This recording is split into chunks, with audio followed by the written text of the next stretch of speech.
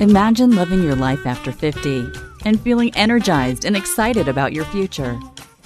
Welcome to the Women in the Middle podcast, the podcast for women who are ready to figure out what they want and create the life they deserve. Here's your host and master certified life coach, Suzy Rosenstein.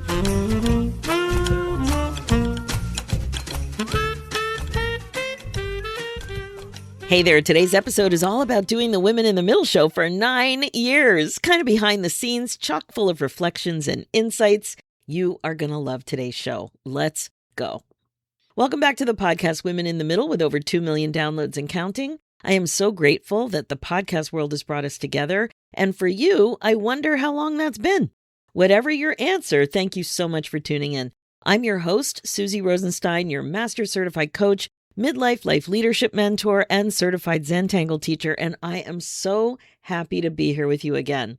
Now, before we dive into this fun, reflective, celebratory episode about making the podcast for 9 years, just a quick note.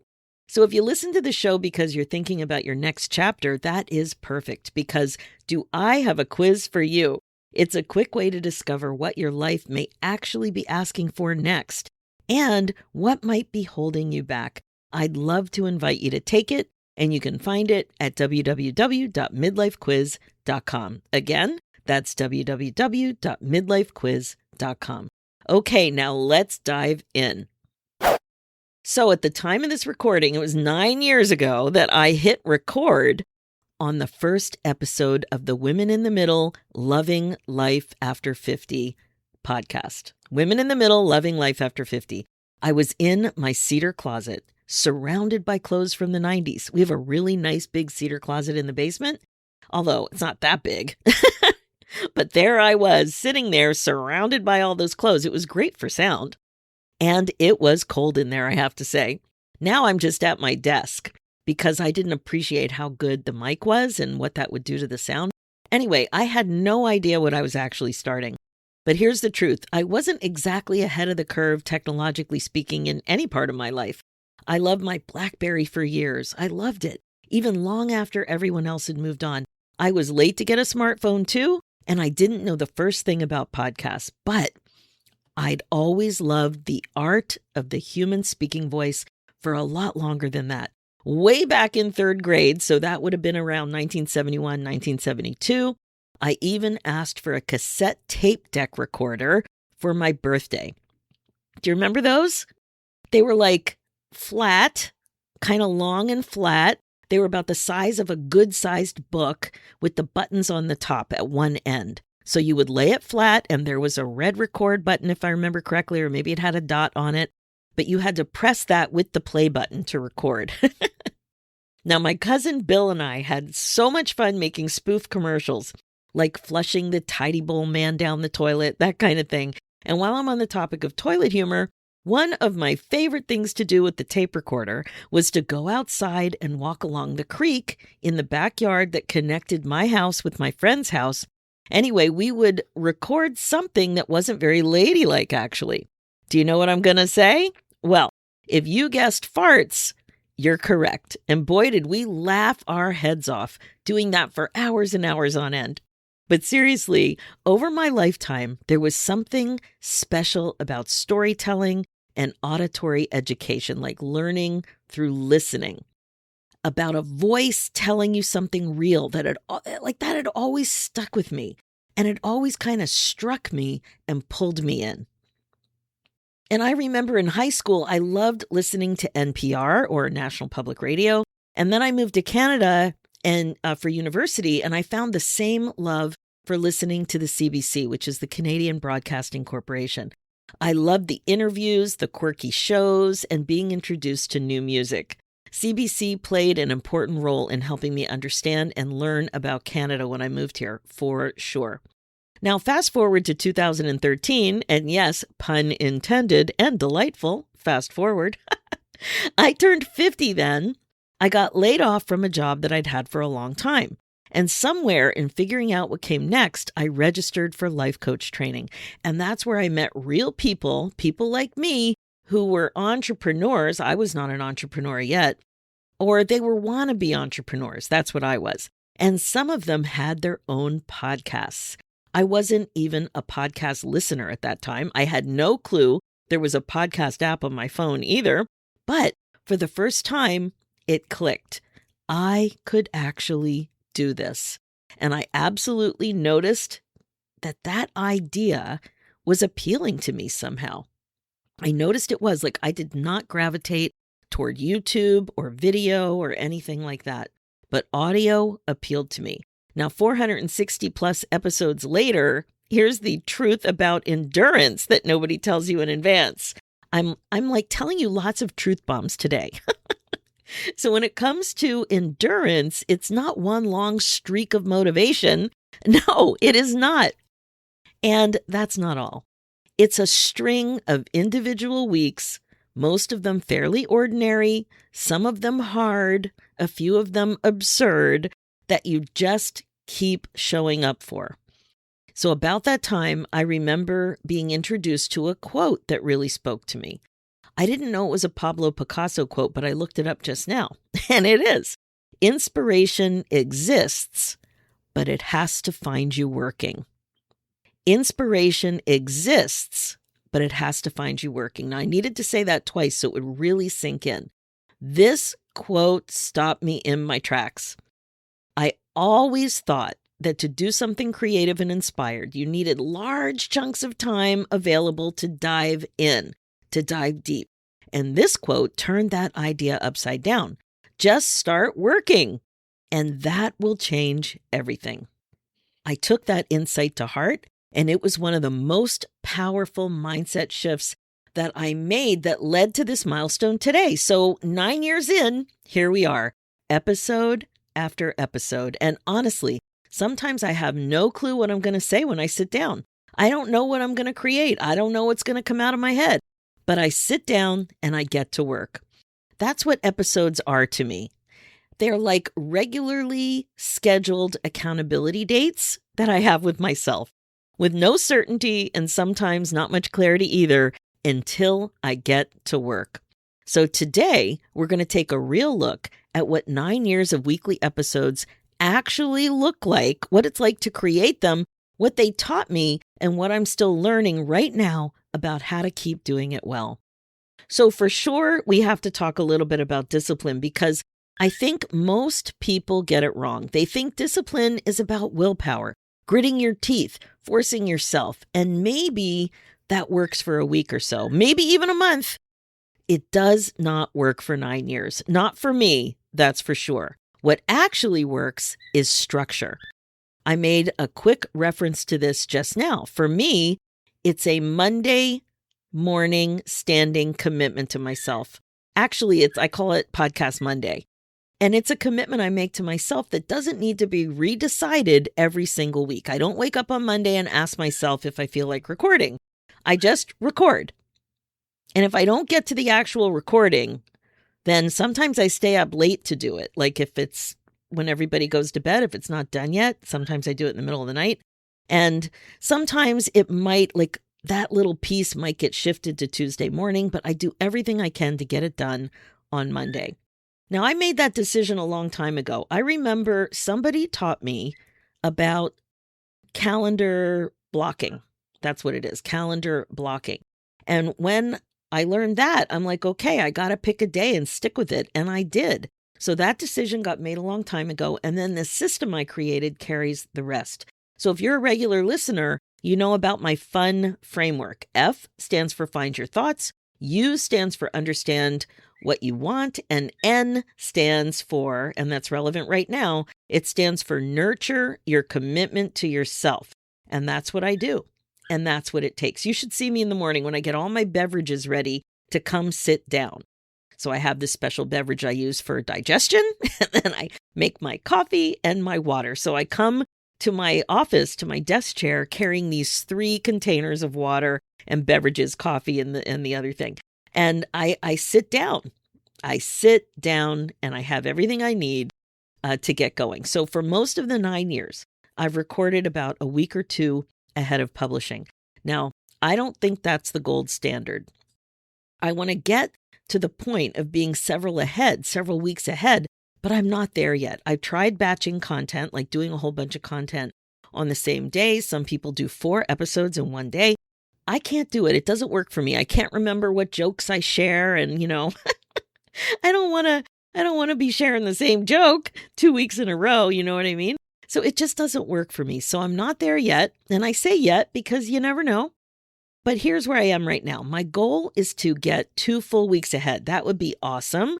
And I want to try to do that within the next 6 weeks. So to go from 1 week ahead to 2 weeks ahead. And not because anything is wrong with 1 week. Technically it is if there are no hiccups, but more margin in my life, more wiggle room, more flexibility. It means more room for the reality of life. For a bad week, a trip, an injury, another commitment, anything that can come up. And I don't want it to bump into what you actually hear on the show. I would like to make sure I give myself enough space to go with the flow, to go with the, stuff that happens for real. Now, 9 years hasn't made me relaxed about discipline. If anything, it's made me more precise about it. So I know exactly where my little custom system is working and exactly where it still has room to grow. And I'd rather tell you both. So this is how it is. When I hear of my friends who have outlines and bullet points and they batch a few things together, 4 or 5 episodes, I'm like, whoa, I have them on a pedestal. I cannot do that, but I am working on making it a little easier for myself. Okay, now, if you've been listening for a while, you've probably noticed some repeat episodes along the way. I wanted to talk about that briefly because there are actually 2 different reasons for that, and they're not the same thing. So the first thing is it's intentional. Most people don't hear every episode, and some episodes are really core content material, right? And it has to do with the values and my practice, my approach. And, repetition is how the core ideas actually land because it's not like a book and everybody doesn't consume the podcast in the same order or at the same pace. So every once in a while, I put one in that's really important. So like I said, they don't get woven together in the same way. And sometimes once it's said, it's forgotten. So things have to be repeated on purpose. That's not me being like, in a rut, not having any ideas, although sometimes I do get tired. But that's teaching. It really is teaching. As a listener, I want you to really understand where I'm coming from and what matters in my coaching and what matters to keep us all moving forward, right? On the path to happiness and more fulfillment and getting unstuck. Now, the second thing is about the occasional repetition. Now, I've also gotten a little more comfortable as an older and wiser podcast host about putting on the occasional encore episode. Now, an encore episode is when I repeat an episode, but it's not because I want to repeat it on purpose. It's because life has gotten too busy or too difficult or shit hit the fan or something really big happened or whatever. I had to create something new that week and I just knew I couldn't manage it. So I did it intentionally, but for that reason, not specifically for teaching, although it does serve a dual purpose. But if you've been in the podcast community for a while and you've ever noticed one of those encore episodes, thank you so much for understanding because it really does mean more than you know, and I really don't want to get burnt out. So sometimes that's what happens. And, if you love podcasts, you've probably heard other hosts do it too. It's common. We've got plenty of podcast episodes, so many good ones, and sometimes your dear old host just needs a little bit of a break. Okay, so either way, the thing is that I have given myself permission. Now remember, I have a fuzzy blue wand on my desk, and imagine that wand bonking me on the head. Bing! Suzy, you have permission to offer the occasional encore episode. And honestly, it plays such an important role at keeping the show sustainable. I'm very proud of this idea that I have not missed a week in 9 years. And, I don't like to think about it as a compromise. I like to think about it as a choice and a strategy for me to honor my commitment to you and to the show. So that's one of those little behind the scenes tricks. If you hear an encore episode, either I'm on a juicy vacation or something big happened and I need some wiggle room. Okay. So there are also some things I wanted to share with you, some standout moments from 9 years of the show. So I want to take a beat and talk about some of the highlights over the years. And 9 years and 468 plus episodes gives you some stories. So let me share a few of my favorites. I chose 7, and it wasn't easy to narrow them down. Okay, in no particular order, let's get going. Number 1, the hawk. A huge hawk, crashed into my sliding glass door with such a loud crashing sound. When I heard it, it was so jarring, I genuinely thought something had come through the roof of my house. I was so startled, I screamed out an actual F-bomb live on the recording. So the hawk, thankfully, was okay. Now, this sliding glass door is like 10 feet from where I'm sitting. It was okay. I ran over, I looked at him, he was upside down, and as soon as I started to move, he flipped over, and he flew up into a nearby tree to get his act together. Now, here's the part that still gets me, though. The guest that day was being interviewed about her breathable hemp-based nightgowns for menopausal women. So it turns out that she also knew, I didn't know this, but she knew like a whole lot about bird strike prevention. She was an expert in that area. She'd written about it. You just can't make this stuff up. So when I'm telling her about what happened, she goes, oh, and she just started telling me more about how to prevent bird strikes. And this remains the weirdest, most startling thing that has ever happened to me, mid-recording. It was really crazy. Anyway, that was the hawk. Number 2, Elaine Lillane. Now, I had the privilege of interviewing an amazing woman, Elaine Lillane, when she was 99. I think it was last year. She's the first lady of fitness. She was married to Jack LaLanne, you may recall. He was a television star, and he sold all kinds of things. He did an exercise show, and he sold a juicer, and so many more things. Like, it's unbelievable how many things he invented. Anyway, she popped onto my Zoom square herself.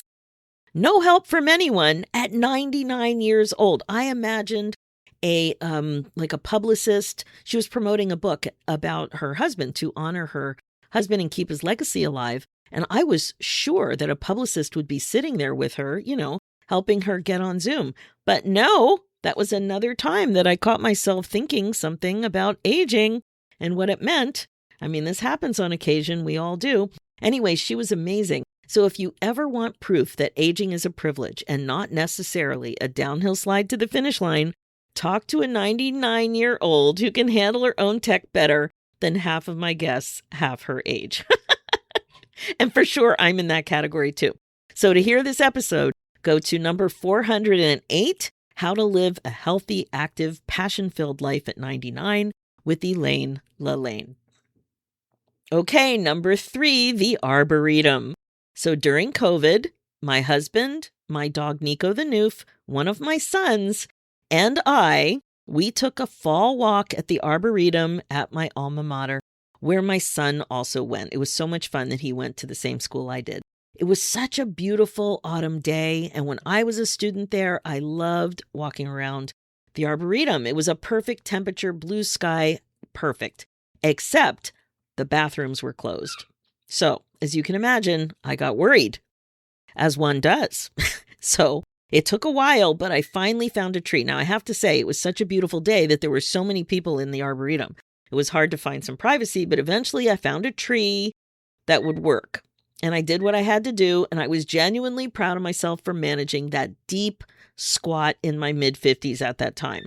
When I was in the deep squat, I actually remember thinking, wow, look at me, pretty good for my age. Until I realized I'd peed on my pants. I didn't get the memo about exactly how to squat and lean. I had to ask my son to hose me down with water from the dog's hydration pack in public.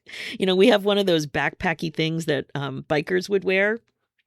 It's just easier to walk around. And Nico was a big dog and we needed lots of water. Anyway, I thought, ooh, he can just hose me down with this. I had to ask my son at my alma mater with my husband standing right there too. And my son rolling his eyes right back, right all the way back into his head. Oh my God, it was so embarrassing and so funny. And it's still one of my favorite family stories 9 years later. So to listen, go to episode 172, Midlife Stories on Purpose. I think you'll get a kick out of that. Okay, number 4, Joan London. I got to interview Joan London, who hosted Good Morning America for 20 years. She was promoting her book, Why Did I Come Into This Room? We can all relate to that, right? And in the middle of our conversation, she told a hilarious story about a Spanx bathroom emergency. She shares all the details of what can happen when you get that urgency feeling, but this time she was in a fancy beaded gown, and she tells a great story. 20 years on national television, and she was just as real and as unguarded as anyone I've ever had on the show. Not every midlife podcast host gets a guest like that, and I still don't take it for granted. So you can listen to this one. That's episode 359, Encore, A Candid and Humorous Look at Aging with Joan London.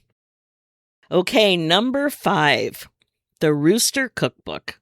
Now, somewhere along the way, I searched for my own book on Amazon. So if you don't know, back in 2021, I wrote a book called 50 Ways to Celebrate Life After 50. So when you write a book, you typically search it and see how your customer might find it and experience, your book online. So I was doing that. It just came out and I was searching it on Amazon. And right there in the results, right next to my sweet little book for midlife ladies, was another book. And to my shock and surprise, it was called 50 Ways to Eat Cock, Healthy Chicken Recipes with Balls by Adrienne N. Hugh. Now, there's a picture of a rooster on the cover. And yes, you heard me correctly. I still don't know what to do with that information except share it with you and perhaps get the author on this podcast. To hear this one, you can go to episode 186, What Makes You Squirm in Midlife. Enjoy. Okay, number 6, Podcast-thon. Every year, thousands of podcasters around the world take part in something called Podcast-thon. We each interview a charity or nonprofit, and all the episodes release the same week. That's how I met the team from the Cape May Marine Mammal Research Center, the nonprofit arm of the Cape May Whale Watch and Research Center. Getting the chance to sit down with whale and dolphin experts genuinely lit me up. I couldn't believe it. 9 years in, I still get surprised by where this show takes me. I got to sit down with somebody who owned one of those boats, a whale watch boat. So to hear this one, you can head over to episode 400, Doing What You Love, Protecting Whales and Dolphins with Cape May Marine Mammal Research Center. It's awesome. And I actually also really enjoyed the second opportunity I had with Podcast-thon. I did another interview with somebody related to animals. Amazing. It was on episode 451, Reconnecting People with Their Natural World Through Wildlife Rehabilitation with Hope Swinimer. Amazing. So I think you will really love these episodes. They're awesome. And number 7, last but certainly not least, Pathetic Panties. And one of my most popular episodes of all time is the one about wearing what I call pathetic panties. This calls out all of us who need to finally get rid of those pathetic old panties and replace them as an act of self-care. I still have women sending me emails because they just threw out a bad pair. You got to check this one out. This was originally recorded for episode number 6 and has been put out as an encore episode. Episode 306, Underwear, Self-Care, and You in Midlife, an encore episode. You'll really enjoy that for sure. Okay, now I want to talk to you a little bit about what my listeners have taught me over the years. Specifically, I want to share something I learned in the early days of this podcast because it changed how I show up every single week since. I learned it was okay to let my freak flag fly. It was a listener review that taught me that. She wrote about listening to the podcast in her car. Unfortunately, I couldn't put my finger on this review, but I have memory about basically what it said. She said something about dropping her kid off at college, and she was actually in the middle of a 5-hour drive back home, something like that. She was emotional, and she said the blend of authenticity and humor was greatly appreciated. that my laughter and my silliness helped her get through a genuinely difficult moment. That review changed something in me. I realized that my giggling, my goofiness, it wasn't something to tone down or apologize for. It was doing something real for people in a moment that I never would have imagined. I didn't expect it. I thought professional meant polished, buttoned up, a certain kind of credible. And what I learned instead from the people actually listening was that, being silly here and there, sometimes telling a wacky, ridiculous story, being fully unguarded, that by itself wasn't a liability. It was the thing that seemed to be working. And that's still true 9 years later. When I look back at what listeners have said to me over the years, 3 things keep showing up, and none of them are about polish. The first is that people describe the podcast the way you describe a friend. My new best friend on commutes, like catching up with an old friend, the common sense friend we all want in our corner. Nobody says that about a podcast that feels produced at them. You've all heard podcasts that are so smooth and so produced. It's not the same thing. They say it about something that feels like a person. The second is a version of I'm not alone. I found my people. Every woman over 50 should be listening, helping listeners pause and reconnect with what matters most. That's the actual thing I set out to do, whether or not I had the words for it 9 years ago. And the third, this one might surprise you because it's the opposite of freak flag energy. People also say I do my homework. I'm not winging it. And that I get straight to the heart of things. Advice without the fluff. And I have to say, this is true. I do my homework. So here's what I think all of this means 9 years in. Being unguarded and being credible were never actually in tension. I just thought they were. I really had it in my mind that they were very separate things. The version of me that lets herself be a little ridiculous, a little silly, is the same version of me who shows up prepared every single week. And it turns out it's not a contradiction. Isn't that great? It's the whole thing. That's just how I figured it out. And then there's 2 more brief things I want to sign off with today. First, I want to share a little bit of a progress update, so to speak, about technology and me. So I started this podcast experience way back in 2017, being absolutely freaked out by the tech needed to create the show. If the settings changed on their own in my recording app, and sometimes they do on more than one occasion, my heart would start to race and I would sweat. Like I would actually shake a little bit. My heart was racing and I was sweating. I had no confidence that I could get things to work again. Because, when we grew up with floppy disks, if something happened, that's it, done. Something would blow up. That's what it felt like. If you're going to lose something, it's gone forever.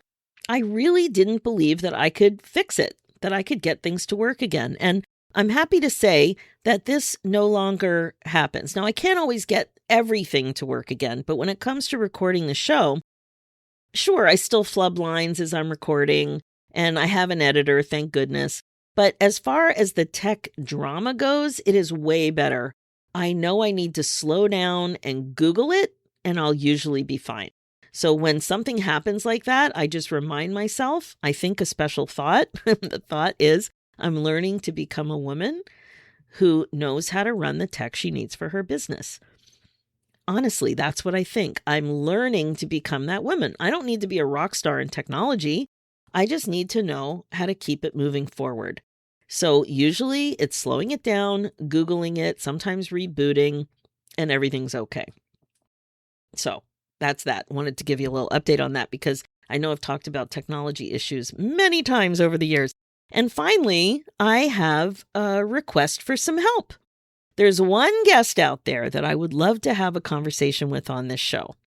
We pretty much all grew up with her. We admired her. We thought she was the grooviest girl around.